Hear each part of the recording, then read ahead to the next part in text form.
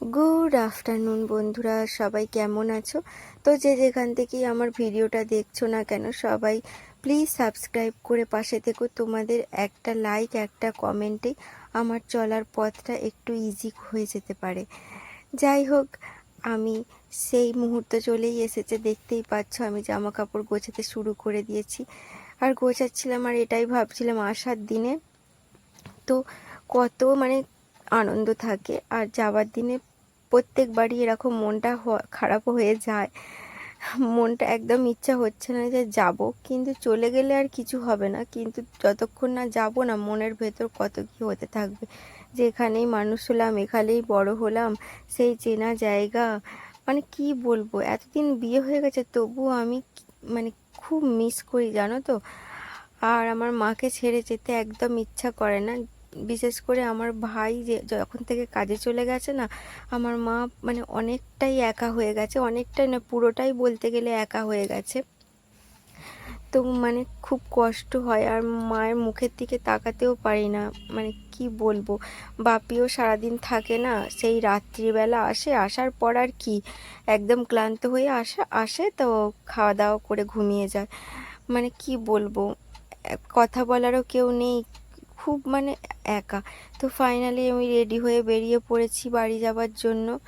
দেখো, রাস্তাতেও চলে এসেছি।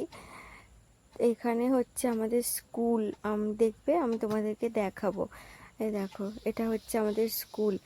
তো সব কিছু দেখতে দেখতে পৌঁছেই গেছি বাড়ির সামনে। বাপি মিষ্টি কিনছিল ওদিকে, আর এখানে বাবুরা ফুচকা খাবার জন্য দাঁড়িয়ে। তো আমি চলে এসেছি বাড়ি।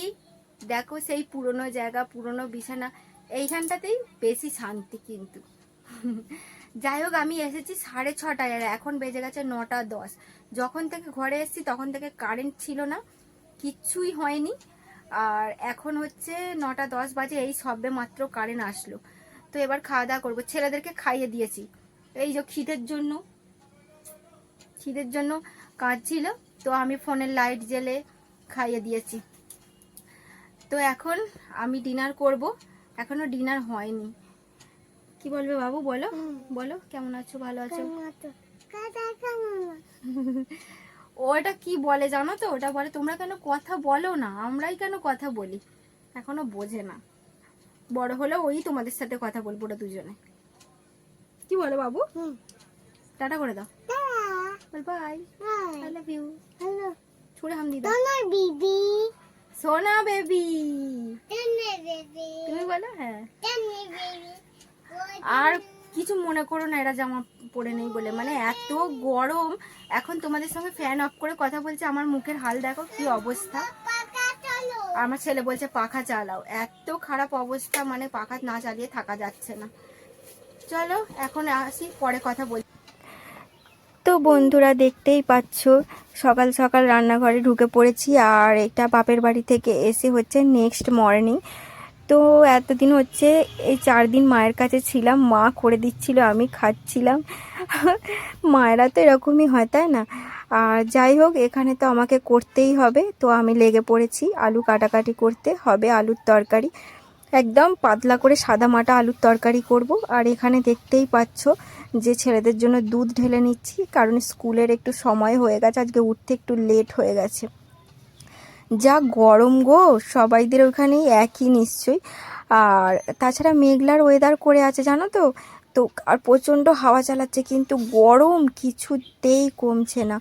গরমে যতটা হালকা পাতলা খাওয়া যায় ততটাই ভালো।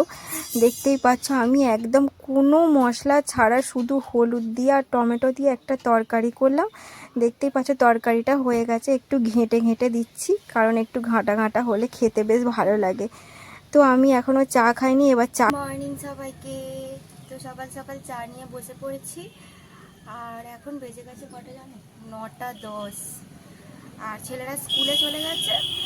আর হচ্ছে কালকে যে তোমাদের বললাম লাস্ট, তারপরে আমি ডিনার করতে যাব কি আবার কারেন্ট চলে গেছে। কালকে ছেলেকেও মোবাইলের আলো জ্বেলে খাইয়েছি, নিজেও মোবাইলের আলো জ্বেলেই খেয়েছি। কি বলবো, কারেন্ট রাত্রি সেই 12:30টার সময় করে এসেছে। তো যাই হোক, ভিডিওটা আর বড় করবো না, এখানেই শেষ করছি। যদি কিছু ভালো লেগে থাকে প্লিজ লাইক করো, কমেন্ট করো, শেয়ার করো, সাবস্ক্রাইব করতে ভুলো না। সবাই সাথে থেকে পাশে।